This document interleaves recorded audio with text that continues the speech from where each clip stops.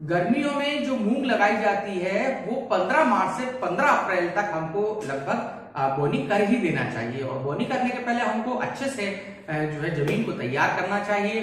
अच्छे से उसको जो है 2 से 3 बार हमें हटाई कराना चाहिए, जुताई कराना चाहिए। और उसके बाद अगर हो सके तो आप पलेवा भी कर लें। पलेवा करने से फायदा ये रहता है कि जो खरपतवार होती है वो भी उग जाती है, और खरपतवार उग जाती है तो हम उसको जो है जो आखिरी उसकी जो जुताई होती है उसमें हम उसको खत्म कर देते हैं। और उसके बाद हम अच्छे से जब भूमि को भुरभुरी और मुलायम बना लेते हैं उसके बाद हम जो है आराम से उसकी बोनी करें दोस्तों।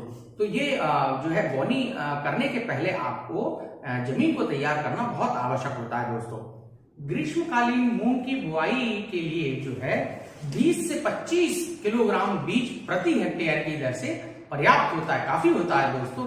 और बीजों को आप जो है 2.5 ग्राम थाइरम या फिर 1 ग्राम कार्बनडाजिम या 4 से 5 ग्राम ट्राइकोडार्मा प्रति किलोग्राम बीज की दर से उपचारित करें।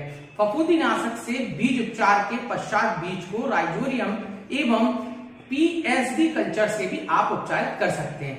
तो राइजोरियम जो कल्चर होता है उससे उपचारित करने के लिए आप 25 ग्राम गुड़ और 20 ग्राम राइजोरियम एवं पीएसडी कल्चर को 50 मिलीलीटर पानी में अच्छी तरीके से मिलाकर 1 किलोग्राम बीज पर हल्के हाथ से आपको मिलाना चाहिए। एवं बीज को जो है 1 से 2 घंटे आपको छायादार स्थान पर रखकर जो है सुखाना चाहिए। और बुआई के लिए उपयोग फिर आपको उसमें करना चाहिए। कि छाया में सुखाना इसलिए जरूरी क्योंकि सूर्य की रोशनी में बहुत कुछ चीजें नुकसान हो जाती है। इसके विषय में हम आपको बाद में बताएंगे। अब बात करते हैं कि मूंग को बुआई का क्या तरीका है। तो मूंग को 25 से 30 सेंटीमीटर की कतार से कतार और 5 से 7 सेंटीमीटर पौधे से पौधे की दूरी पर बुआई करना चाहिए। बीज को जो है 3 से 5 सेंटीमीटर की गहराई पर बोना चाहिए जिससे अच्छा अंकुरण प्राप्त होता है। लोग कुछ ज्यादा गहरा बो देते हैं तो थोड़ा उन्हें नुकसान हो सकता है दोस्तों। पोषक तत्वों का जो प्रबंधन है हम उस पर आप बात करना चाहेंगे। तो सामान्य रूप से मूंग की फसल में 15 से 20 किलोग्राम नाइट्रोजन और 40 से 60 किलोग्राम स्फुर तथा 20 से 30 किलोग्राम पोटाश एवं 20 किलोग्राम गंधक प्रति हेक्टेयर की दर से आप प्रयोग कर सकते हैं। सभी उर्वरकों को बुआई के समय डाल देना चाहिए। जब आप बुआई करें तो इन सभी जो है उर्वरक जो रहते हैं इनको आप साथ में डाल सकते हैं। अब बात करते हैं हम इसके जो सिंचाई की व्यवस्था हम कैसे कर सकते हैं और पानी का क्या प्रबंधन होना चाहिए। तो जो जायद में हल्की भूमि में 4 से 5 बार सिंचाई की जाना चाहिए, जबकि भारी अगर भूमि है तो उसमें आप 2 से 3 बार सिंचाई की आवश्यकता होती है। और ये ध्यान जरूर रखना चाहिए कि शाखाएं बनते समय और दाना भरते समय भूमि में जो नमी है वो पर्याप्त मात्रा में होना चाहिए। तो ये इन सब चीजों का आपको विशेष ध्यान रखना है दोस्तों मूंग की खेती करते समय। खरपतवार नियंत्रण की हम बात करते हैं तो जो मूंग की जायद फसल में आप पहली सिंचाई के बाद जो हाथ से चलने वाला या हाथ से निंदाई गुड़ाई करके खरपतवार निकलवाएं वो सबसे अच्छा होता है। दूसरी निंदाई जो है फसल में आवश्यकता अनुसार की जा सकती है। जिस भी प्रकार जैसे पहली सिंचाई के बाद कुछ जो खरपतवार है वो निकल जाते हैं तो आप जो उसके बाद हाथ से निराई गुड़ाई करा सकते हैं। अब इसमें क्या क्या रोग लग सकते हैं और उनका प्रबंधन हम कैसे करें। तो मूंग में फफूंदीनाशक रोगों में चूर्णी कवक, मैक्रोफोमिना, झुलसन, सर्कोस्पोरा, पर्ण दाग तथा एंथ्रोक्रोजम प्रमुख है। इन रोगों की रोकथाम के लिए रोग रोधी किस्मों का चयन करें, उचित बीज उपचार करें, समय पर निंदा नियंत्रण जरूर करें तथा खेत में उचित जल निकासी की व्यवस्था करें। तो बुआई के 30 दिन बाद फसल का कार्बनडाजिम दवा 500 ग्राम और 500 ग्राम लीटर पानी में घोल मिलाकर उसका छिड़काव कर सकते हैं। आवश्यकता अनुसार 15 दिन बाद आप छिड़काव दोबारा भी कर दें दोस्तों। इसके अलावा मूंग में जो है येलो मोजेक, पीला मोजेक लगता है और इसमें जो अधिकतर ये लग ही जाता है। तो एक जो विषाणु जनक रोग होता है ये, और जिसका एक पौधे से दूसरे पौधे में जो संक्रमण सफेद मक्खी द्वारा होता है। तो सबसे पहले नई पत्ती की जो नसों के बीच में पीले और हरे रंग के कोणीय धब्बे जो पड़ते हैं तो बाद में प्रभावित पत्तियों को जो पीलापन धीरे धीरे बढ़ता जाता है और पूरी पत्ती जो है पीली पड़ जाती है। तो इसकी रोकथाम के लिए रोग रोधी प्रजातियों को ही अपन बीज के रूप में लगाएं।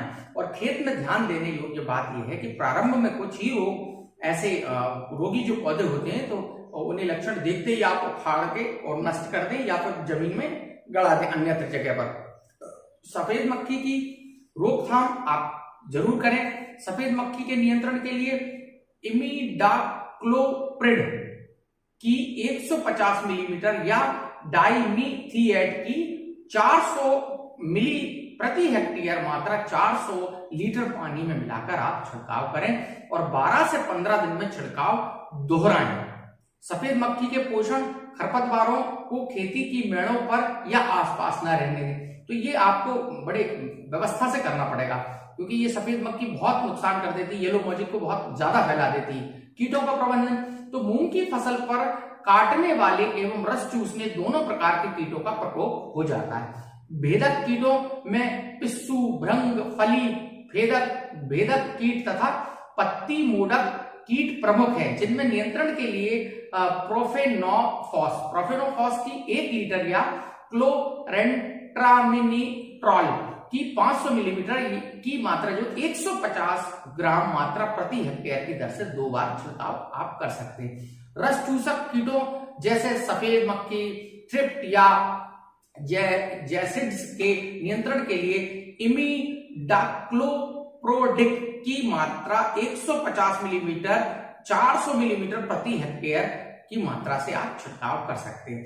भेदक एवं रस चूसक दोनों प्रकार के कीटों का प्रकोप होने पर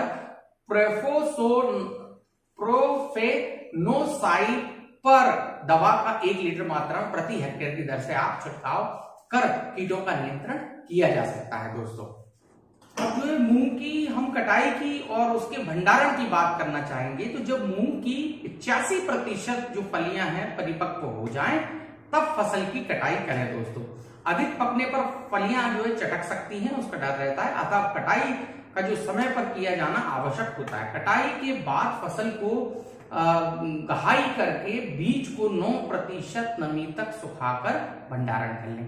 जैसा कि हमने गेहूं का भंडारण आपको करके बताया था पहले भी, उसी प्रकार आप इस फसल का भी भंडारण करें। भंडारण करने पर जो है 2 से 4 दिन में आपका जो नमी है वो लगभग 9% हो जाएगी, तब आप इसका आराम से जो है भंडारण कर सकते हैं। दोस्तों, तो फसल काटने के तुरंत बाद उसे रखें नहीं, आप उसको अच्छी तरीके से उसका भंडारण कर लें, उसको सुखा लें और सुखाने के बाद उसको आराम से आप भंडारण कर सकते हैं या मंडी में बेच सकते हैं। तो दोस्तों, ये थी जानकारी गर्मियों में मूंग की खेती की। और अगर आपको ये जानकारी अच्छी लगती है तो आप हमारे इस चैनल को सब्सक्राइब कर सकते हैं, लाइक कर सकते हैं, कमेंट कर सकते हैं और कम से कम 1 लाइक तो आपका बनता है। बहुत बहुत धन्यवाद। जय हिंद, जय किसान।